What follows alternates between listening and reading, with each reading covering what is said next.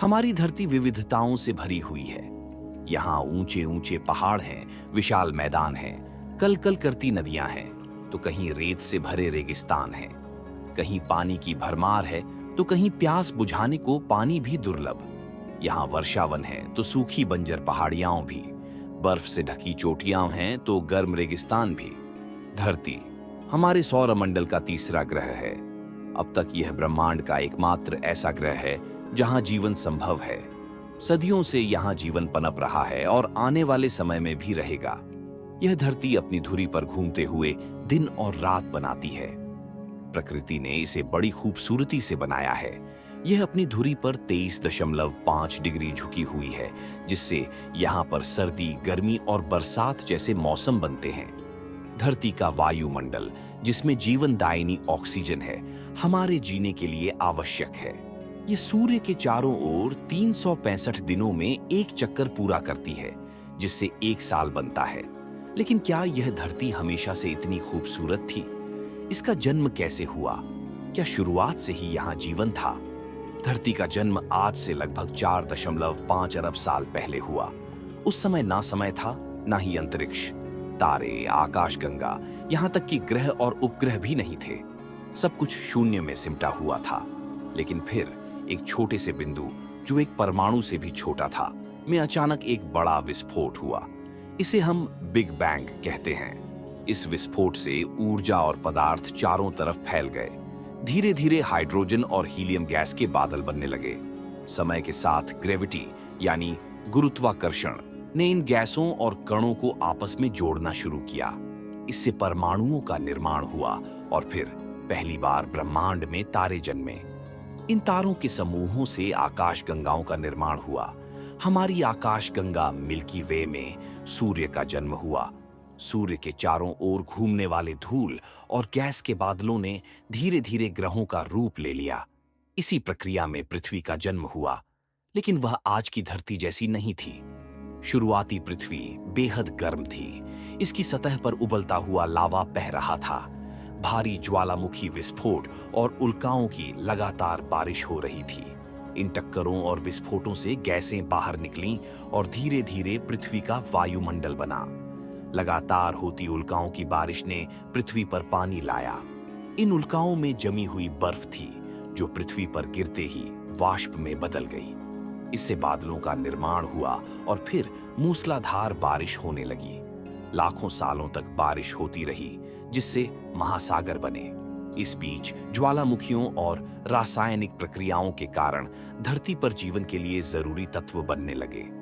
वैज्ञानिकों का मानना है कि शुरुआती महासागरों के भीतर अमीनो एसिड जैसे अणुओं ने जन्म लिया, जो जीवन के निर्माण के लिए पहली कड़ी थे।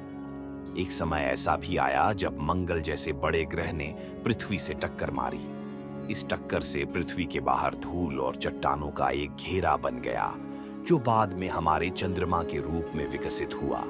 पृथ्वी ठंडी होने लगी और धीरे धीरे यहाँ जीवन के लिए परिस्थितियां अनुकूल हो गईं। वैज्ञानिक प्रयोगों से यह पता चला है कि चमकती बिजली और वातावरण में मौजूद गैसों की रासायनिक प्रतिक्रिया से शुरुआती जीवन का निर्माण हुआ। कुछ वैज्ञानिक मानते हैं कि मंगल पर जीवन पहले शुरू हुआ होगा और वहां से उल्काओं के जरिए पृथ्वी तक आया होगा। लेकिन यह भी संभव है कि पृथ्वी पर जीवन यहीं की परिस्थितियों से विकसित हुआ हो। धरती के शुरुआती समय की उथल-पुथल के बाद धीरे धीरे स्थिति स्थिर होने लगी। महासागरों की गहराई में जीवन के बीज अंकुरित हो रहे थे। सिंगल सेल्ड ऑर्गेनिज्म, एकल कोशिका वाले जीव, ने समय के साथ बहुकोशिकीय जीवों का रूप लिया। इन जीवों ने महासागरों के भीतर और गहराई में विकसित होकर पृथ्वी पर जीवन की नींव रखी। जैसे जैसे समय बीतता गया, पौधों और पेड़ों ने धरती की सतह पर कदम रखा। फोटोसिंथेसिस की प्रक्रिया ने वातावरण में ऑक्सीजन की मात्रा बढ़ा दी, जिससे जीवन को और अधिक बढ़ावा मिला। समुद्री जीवों में आनुवांशिक परिवर्तन होते रहे और धीरे धीरे ये जीव जमीन पर आने लगे। उभयचरों एम्फीबियंस का जन्म हुआ, जो पानी और जमीन दोनों जगहों पर जीवन जी सकते थे। समय के साथ इन एम्फीबियंस के डीएनए में भी बदलाव हुआ और धरती पर रेंगने वाले डायनासोर का युग शुरू हुआ। विशालकाय डायनासोर पृथ्वी के हर कोने में फैल गए। जमीन पर, आसमान में और समुद्र के भीतर वे पृथ्वी पर राज करने वाली सबसे शक्तिशाली प्रजाति बन गए। लेकिन उनका युग हमेशा के लिए नहीं था। लगभग 6.5 करोड़ साल पहले अंतरिक्ष से एक विशाल उल्कापिंड पृथ्वी से टकराया। इस टक्कर ने ऐसा महाविनाश किया जिसने डायनासोर और अन्य बड़ी प्रजातियों को हमेशा के लिए खत्म कर दिया। ये घटना पृथ्वी पर जीवन के लिए एक बड़ा बदलाव लेकर आई।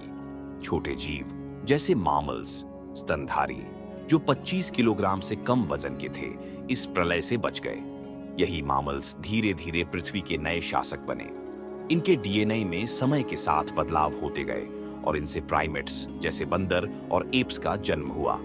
अफ्रीका के जंगलों में ये प्राइमेट्स पेड़ों पर रहकर फल फूल खाया करते थे। लाखों सालों के आनुवांशिक परिवर्तन और वातावरण के बदलाव के कारण ये प्राइमेट्स अंततः मानवों में विकसित हुए। आज हम इंसान अपने करोड़ों साल की विकास यात्रा का परिणाम हैं। धरती की कहानी केवल एक ग्रह की नहीं, बल्कि हमारी अपनी कहानी भी है। इसे समझना और इससे प्रेरणा लेना हमारा कर्तव्य है। हमारी धरती ने हमें जीवन दिया है और अब यह हमारी जिम्मेदारी है कि हम इसे सुरक्षित रखें। अगर आपको यह वीडियो पसंद आई हो तो इसे लाइक करना ना भूलें। अपनी राय और विचार हमारे साथ कमेंट सेक्शन में जरूर शेयर करें। हमारे चैनल को सब्सक्राइब करें और बेल आइकन को दबाएं ताकि आपको ऐसे ही और दिलचस्प और ज्ञानवर्धक वीडियो देखने को मिलें।